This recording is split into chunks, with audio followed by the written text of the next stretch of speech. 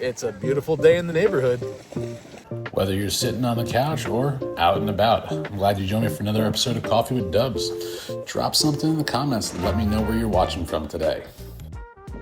You know, the last few days we've talked about a lot of heavy things.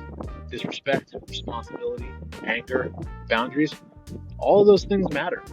But something I've been realizing lately is that not every hard moment needs to end in wreckage.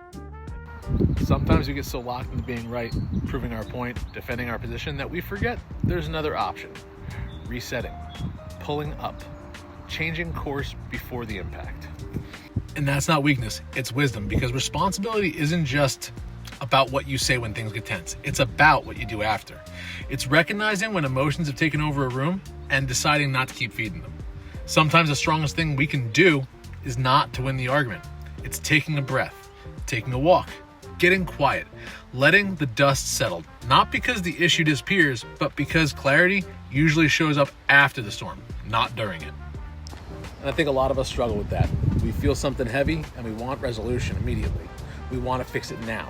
We want the apology yesterday and we want understanding simultaneously.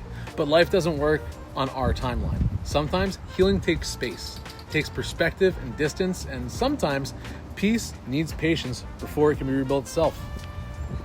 And that's something I'm learning. Not permanent consequence.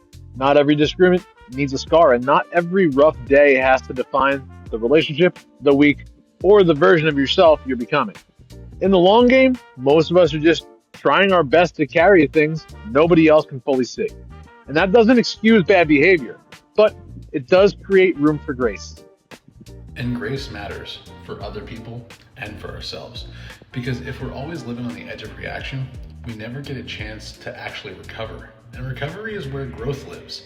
It's where perspective returns.